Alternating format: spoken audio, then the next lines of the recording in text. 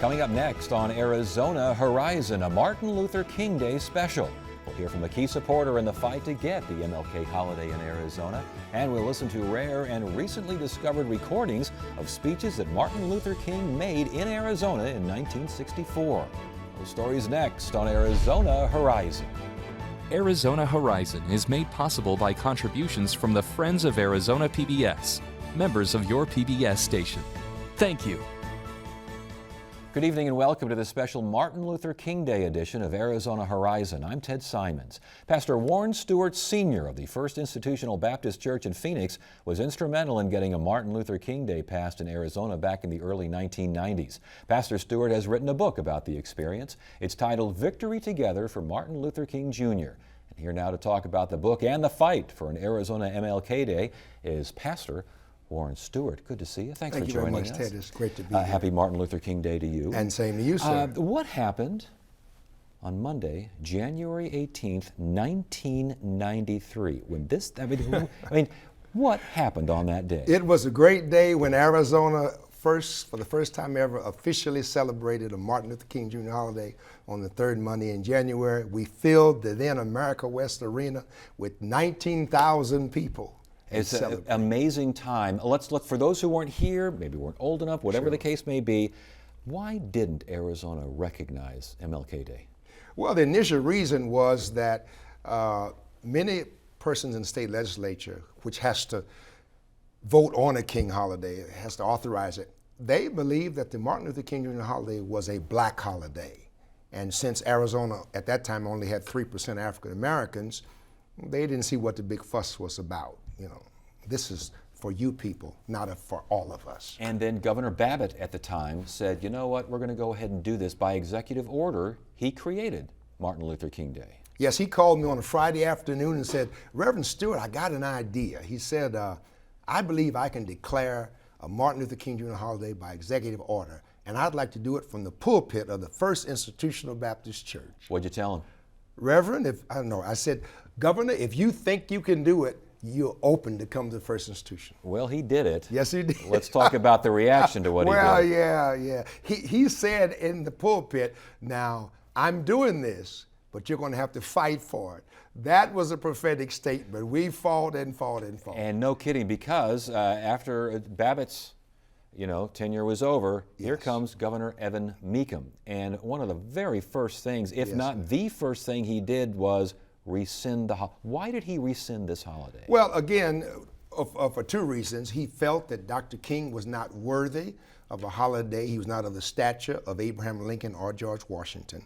But he also believed that Governor Babbitt did not have the legal authority to declare a state holiday. And actually, Governor Babbitt didn't declare an entire state holiday. It was only for the executive branch. And Governor Mecham actually said he thought a Sunday would be okay, maybe a non-working day would be all right, something along those lines? Yes, he proclaimed, as you proclaim National Chicken Day, etc., he proclaimed a Sunday as a Martin King holiday, but that was not a bona fide holiday for those of us who support it. I was going to say, my impression is you didn't take that all that seriously. No, I didn't. A lot of people were upset about this. We have some photos, and I know the marches. I mean, this was a galvanizing event, almost more so than creating the holiday in the first place. Look at these. I mean, there were marches in Phoenix. Yeah. We had like 15,000 strong. One of the largest were closer to 25,000 strong. My goodness. And it was cold in January then, but people supported this effort to join the rest of the nation with the holiday. And we have some other photos as well. I think we have a flyer and maybe a newspaper rally about the King holiday as well. Talk about what you did, what others did to get folks involved. Well, we formed two coalitions. One was Arizonans for Martin Luther King Jr. State Holiday that pushed to get the legislature to pass the holiday. They finally did. The first version in 1989, September, the second version in May of 1990. But they were both overturned by referendum. And then in 1990 was that fatal vote of the people, and the NFL, National Football League, came out the day before the election and said if Arizona does not pass this holiday, they will never have a Super Bowl. And many people resented that. I was going to say that was a major factor because it it felt like folks were probably going to say, okay, until someone kind of put their back against the wall. Right. And then it was defeated. Both versions, there were two versions on the ballot, and both were defeated. And then we were in a deep depression the day after. And I was called off the record by a news reporter, a news anchor of a television station, said, Pastor Stewart, we need to hear from you. Try it again. And we tried it again and formed Victory Together. And Victory Together, the name of your book, again, chronicling all of this. Talk about some of the support, the nationwide support. We've got some photos of everyone from John McCain to Stevie Wonder showing their support for this holiday. Well, Stevie Wonder actually was the first national leader, entertainer, who, after Governor Meekum rescinded the holiday, he was scheduled to perform in Tucson, and he canceled that performance and started the national boycott. And Coretta Scott King was involved as well? She came here, brought the Martin Luther King Jr. Federal Commission here to try to get the legislature and the governor to support it. We had Rosa Parks was here. Indeed. She was an icon for the civil rights movement. She came twice and promised to come back if we won the holiday, and she did. And she did. And you did win the holiday. Did the efforts change after all these folks got involved? There's Senator McCain, John McCain was involved as well. Not Senator McCain, but John McCain was there. Was he senator at the time? No, at that time he was a congressperson, and believe it or not, John McCain voted against the federal version of the King holiday when Ronald Reagan was president. And he kind of had a conversion. There you go. And supported us, but it was, it was a monumental task to move people to see that it wasn't just a black holiday, but it is a holiday representing America. The 1992 referendum. Yes, sir. It passed. It passed 3-2. Why did it pass? It passed because people saw that just as George Washington was key in the 18th century in the American Revolution, Abraham Lincoln was crucial with the freedom, with the emancipation of blacks who were enslaved. Martin Luther King launched a nonviolent revolution to change America, to live out its principles. And that's why people saw him as very significant to a better America. And not only that, Arizona, the only state that did vote to create an MLK holiday, correct? Right, and we were afraid of that at first because, again, African Americans then were only 3 to 3.5%. And so we had to move people from 1986. Polls were taken, 90% of Arizonans opposed it. By the time we won it, 90% supported it by January 1993. So we did an educational campaign to get them to see this is an American holiday. And I think we have some photos as well of the passage of the MLK holiday. It was big news all over the country. This was big all over news. the world. No kidding. People came to our church who had seen it on news. They came to the First Institution after seeing it on news in Europe. And there you are again, just front and center with all. And Governor Mofford, Governor Rose Mofford. Yes. There she is signing it, and there you are as well. And together you did it. I mean, yes, the banner was right. Together you did it. Victory Together. It was a self-fulfilling prophecy, and we're grateful for that. When you were writing the book, yes. did things come back to you that you had forgotten? Were there things that, to talk about the process, because this is your life here. I'm a meticulous note writer. I have an earned doctorate, and so when you earn a doctorate, you know how to keep notes and document everything. And so every day I would come home, whether I met with the state legislative leaders, the governor, had a press conference, met with grassroots people, I would write down notes. So I kept all these notes on yellow legal size paper and took a sabbatical that the church gave me and wrote the history of this whole accomplishment. Did it come back to you when you were writing it? Oh, very much so. The good and the bad. I was going to say, what stuck out most, good and bad, well, as far as memory? The bad was that elected leaders would say one thing in a meeting with you, and after you left, they would come out often and say I didn't say that, completely the opposite. So I was disappointed that elected officials would not be truthful all the time. The best thing was that we formed the most inclusive and diverse coalition that I believe has ever existed in Arizona. And in this day in which we live, where there's so much divisiveness and bitter bipartisan politics, lessons can be learned from Victory Together here of how to work together. Do you think that Arizonans, either new to the state or too young to remember this kind of thing, has this all been kind of forgotten, or is this the kind of history that people need to be reminded of? Well, that's why I wrote the book, because people need to learn, and there are many lessons to be learned from working together, keeping focus, persevering, coalescing, not giving up. There are so many lessons, and in the book I outline lessons that we learned that can help millennials. Indeed. Even today, can help the modern day people. Because I would imagine, I would imagine there were times when they just, Pastor, just give it up. It's not going to happen. Oh, several times I wanted to throw in, because we were defeated in the legislature at the polls several times, but that's part of the lessons learned. Don't give up.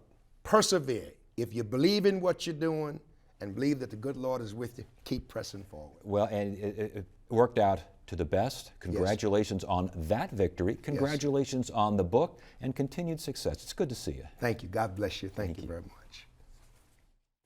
Expand your horizon with the Arizona Horizon website. To get there, go to azpbs.org. Click on the Arizona Horizon tab at the top of the screen. Once there, you can access many features to help you make a more informed viewer. Watch interviews by clicking on the video button, or scroll down to the bottom of the page for the most recent segments. You can also find out what's on Arizona Horizon for the coming week. If you would like an RSS feed, a podcast, or want to buy a video, that's all on the website too. Want to learn about specific topics like immigration or the legislature? You can visit our special web sections. There's also a page for educators. Show your support for Arizona Horizon at azpbs.org/Arizona Horizon.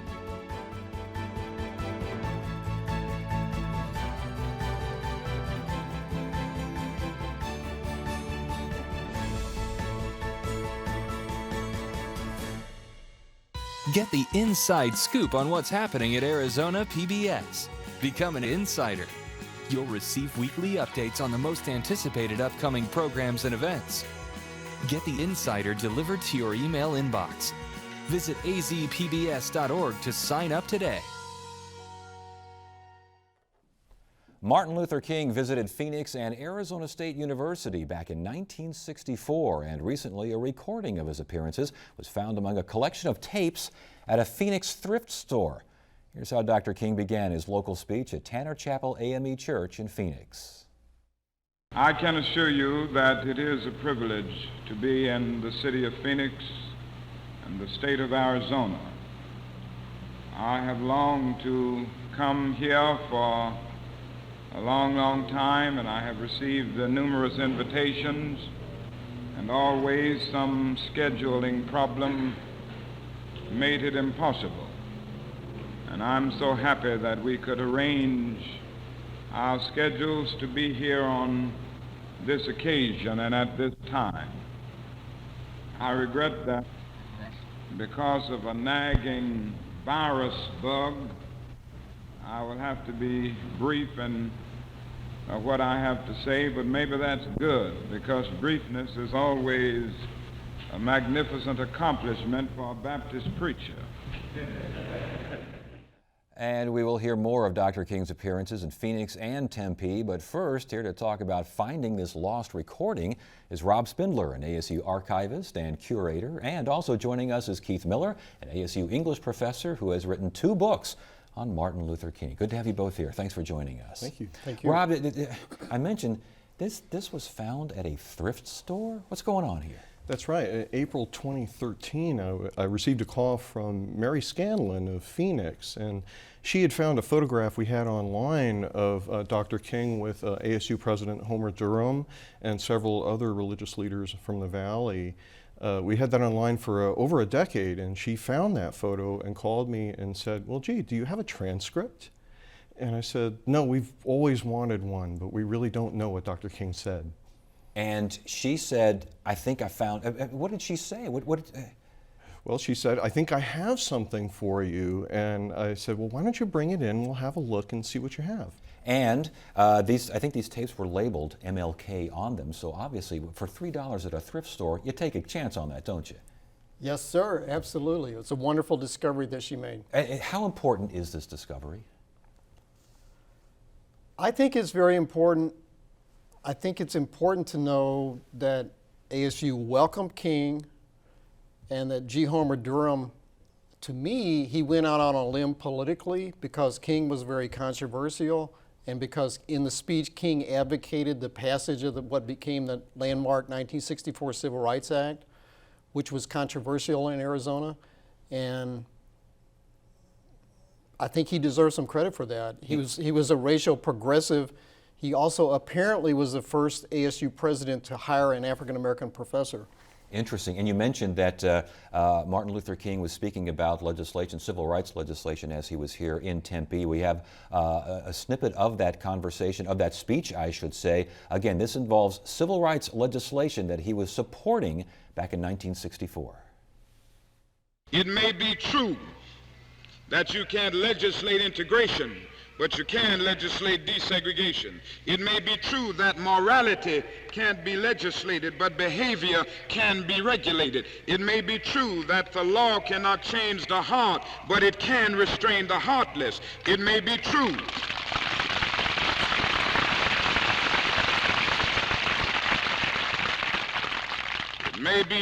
that the law can make a man love me, but it can restrain him from lynching me, and I think that's pretty important also.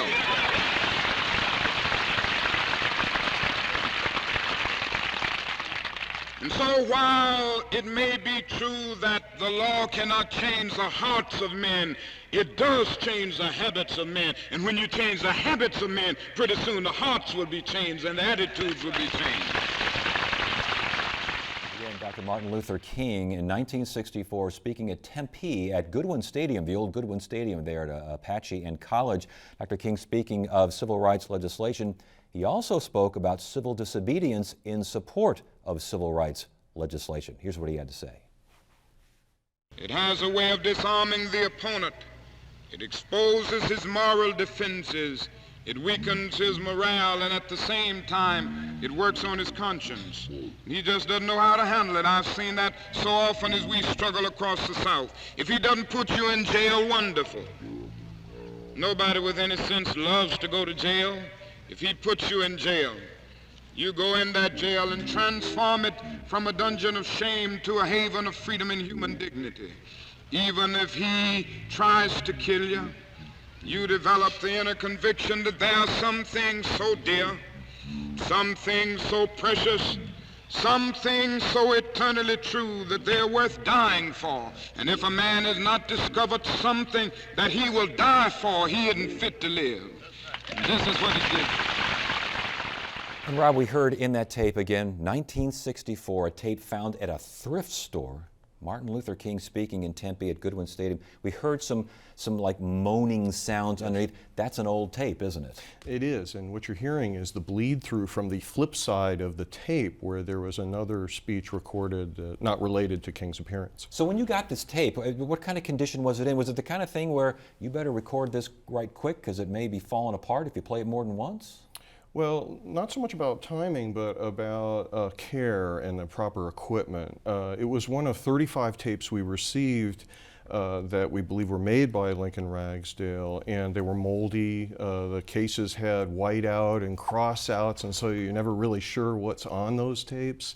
And the process of playing them for the first time in 50 years could result in damage to them. Yes. And you got, now has this all been digital? Is it digital now? Has it all been transformed over there? Of the 25 tapes we've attempted to digitize, 23 survived. Oh my goodness. Okay, well, that's better than nothing. Better before she found it at a thrift store, for goodness sake. You bet. As far as what Dr. King was saying, why did he appear in Phoenix in the first place? Was it to support the Civil Rights Act? I think he wanted to support the Civil Rights Act. He traveled a lot. He gave lots and lots of speeches, maybe 200 plus speeches per year, speeches and sermons. But I think he came to Arizona as a way to support the African American community and the struggles of the African American community in Arizona, even though he wanted to say, you're part of a larger picture, you're part of a larger struggle, you're part of a larger drama, and you count too. You don't have to be in the Deep South to count, or in New York City or Chicago. You can also be in Phoenix. Do we know how many folks were at Goodwin Stadium there in Tempe to see the ASU speech? I think there are about 8,000. About is that 8,000, right? about half capacity.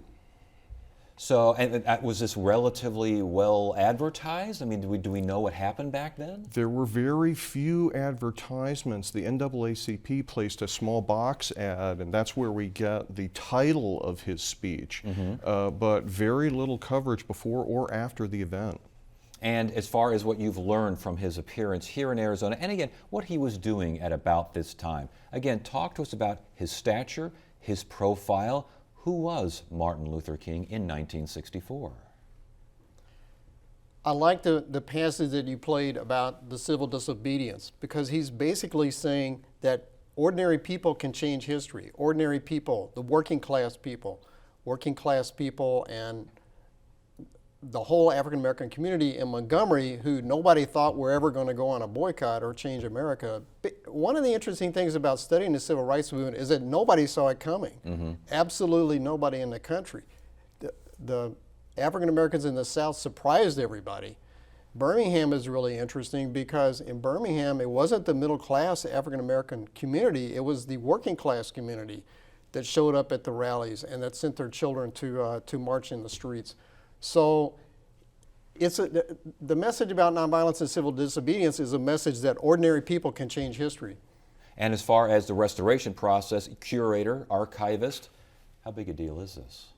Well, we've digitized the tapes. We have them both in compressed form and high quality form. They are available online. You can hear Martin Luther King's speech at the ASU Digital Repository. It's pretty easy to find on Google. You search Martin Luther King audio Arizona State, and it will come up at the top of your search results. When you first heard from Mary Scanlon, what were your first thoughts? Well, at first I'm skeptical. It takes some effort to authenticate information like this, and often people believe they have something that is more valuable than perhaps it is as a research source. That first moment when I plugged the thumb drive in and played the recording, I was in tears. We've been trying to find out what King said for so long, and to have it come through so crystal clear and to instantly recognize his voice was just an emotional moment for me. And you mentioned President Homer Durham of ASU taking a chance here, inviting Martin Luther King to speak on campus. Talk about, in general, what we can now hear the words, we now know what he said and what his message was. What does that mean as far as the relationship of Martin Luther King and Arizona? I think it's interesting because I think it complicates the national image of Arizona, because a lot of people, because of the controversy about the King holiday, which you just talked about with Reverend Stewart, people think that Arizona is anti-King.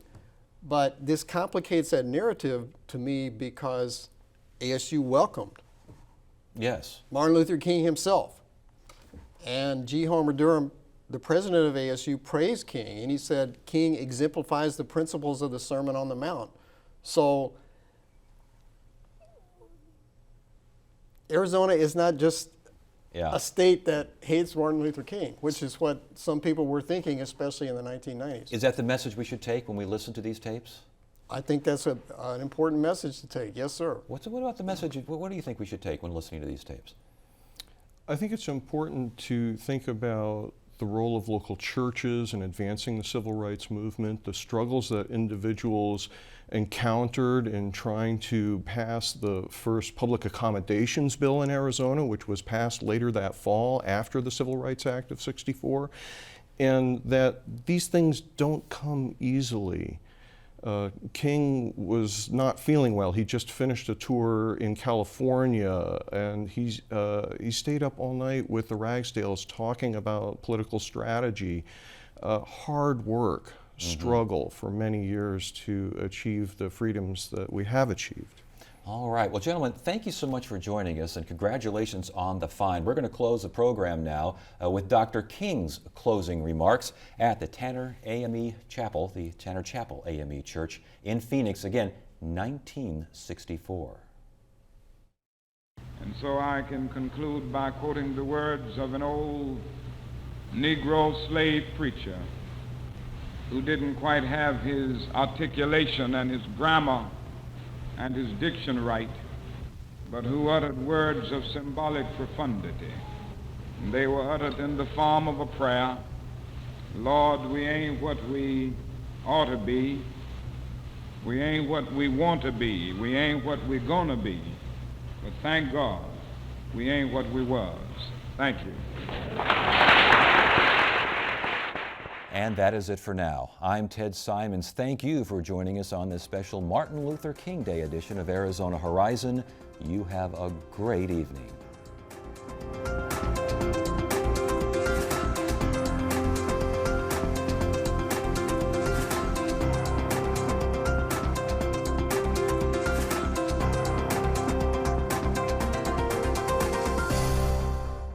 Arizona Horizon is made possible by contributions from the Friends of Arizona PBS, members of your PBS station. Thank you.